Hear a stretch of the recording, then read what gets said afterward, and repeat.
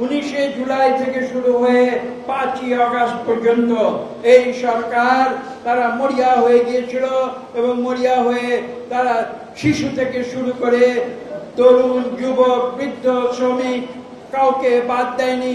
তারা সবাইকে নির্মমভাবে গুলি করে হত্যা করেছে, এমনকি হেলিকপ্টার থেকে বৃষ্টির মতো গুলি ছুড়েছে।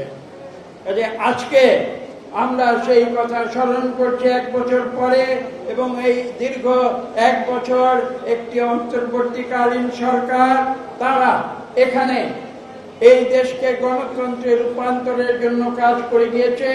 আমরা প্রথম দিন বলেছিলাম যে এই অন্তর্বর্তীকালীন সরকারকে বিএনপি একটি যৌক্তিক সময় দেবে, আমরা তাদের সহযোগিতা করব যাতে এই দেশের মানুষ গণতন্ত্রে রূপান্তরিত হয় এবং একটি সুষ্ঠু নিরপেক্ষ নির্বাচনের মাধ্যমে একটি গণতান্ত্রিক সরকার এদেশে গঠিত হয়। আমরা আমাদের কথা রেখেছি। এই অন্তর্বর্তীকালীন সরকার একটি ধাপে ধাপে বিভিন্ন অবস্থার ভিতর দিয়ে গিয়েছে, সেটা আমরা দেখেছি, লক্ষ্য করেছি, এবং সর্বশেষ পর্যায়ে আপনারা দেখেছেন আগামী ফেব্রুয়ারিতে ইনশাআল্লাহ রমজানের আগে তারা নির্বাচনের দিনক্ষণ তারা উল্লেখ করেছে, যেটা পরবর্তীতে আমরা আশা করছি নির্বাচন কমিশন নির্বাচন শিডিউলের মাধ্যমে নির্দিষ্ট করে দেবে। এই দেশে আধুনিক শিক্ষার প্রবর্তন কিন্তু ইংরেজরাই করে গিয়েছিল। দুঃখের সঙ্গে বলতে হয়, বিগত 15 বছরে স্বৈর শাসনের সময় আওয়ামী লীগ সরকার পরিকল্পিতভাবে এদেশের শিক্ষা ব্যবস্থাকে ধ্বংস করে দিয়েছিল। তারা ধ্বংস করেছিল এই কারণে যে তারা জানে যে একটি জাতিকে যদি প্রধানত করতে হয় তাহলে তার শিক্ষার মেরুদণ্ড ভেঙে দিতে হবে। শিক্ষা পদ্ধতিতে কোনো শর্টকাট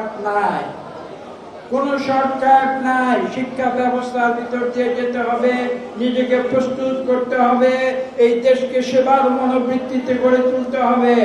ব্যক্তির উন্নয়ন নয়, এই জাতির উন্নয়ন এবং এই দেশের উন্নয়নে আমরা কাজ করে যাব। শহীদ প্রেসিডেন্ট জিয়া রহমান বলেছিলেন, ব্যক্তির চেয়ে দল বড়, দলের চেয়ে সে দেশ বড়। কাজে আজকে আসুন আমরা সেই আদর্শ স্থাপন করি ছাত্রদের জন্য।